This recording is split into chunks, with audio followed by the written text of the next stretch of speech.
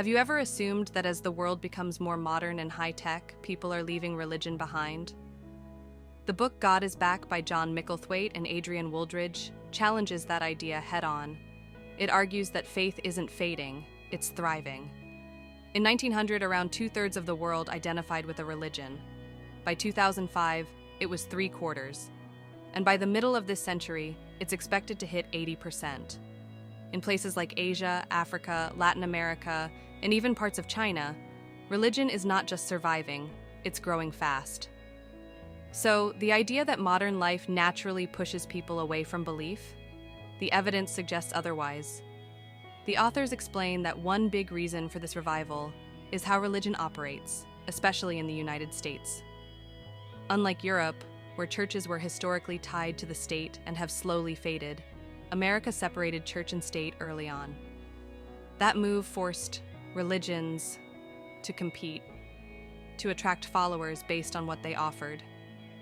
And it worked. People didn't inherit religion, they chose it. And when you choose something yourself, you tend to take it seriously. This model has now spread globally, with countries adopting similar patterns where faith thrives in a kind of spiritual marketplace. Interestingly, the same things that were expected to weaken religion, democracy, education, free markets, and even technology, have often made it stronger. In free societies, religious groups are more creative, more responsive, and more visible. Megachurches use social media, charismatic preachers stream their messages online, and worship services are tailored to modern tastes. What we're seeing is a wave of pastorpreneurs who package faith in engaging ways, turning religion into something that feels personal, practical, and even entertaining. Another major shift is that people today increasingly see religion as a choice. They explore different faiths, switch congregations, or leave religion and return to it later. This personal freedom makes belief more meaningful.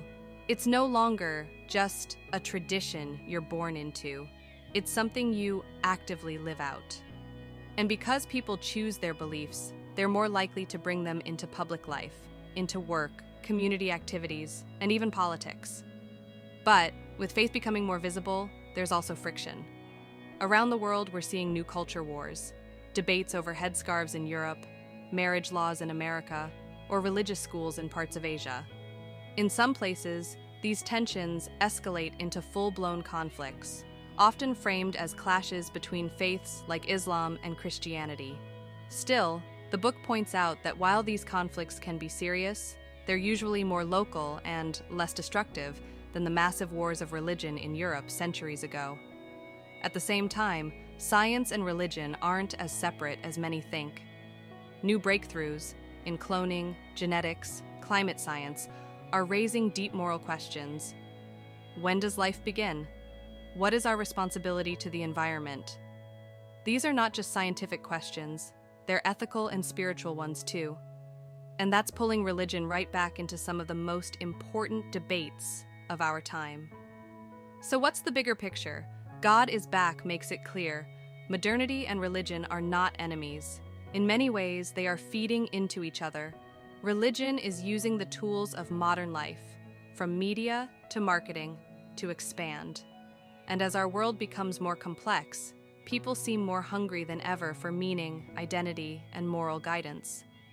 Whether you see that as a good thing or not, it's impossible to ignore. In short, God, or at least faith, really is back. And understanding that shift is key to understanding the world we live in today. From politics to culture, from community to science, religion is shaping our lives in ways both old and new.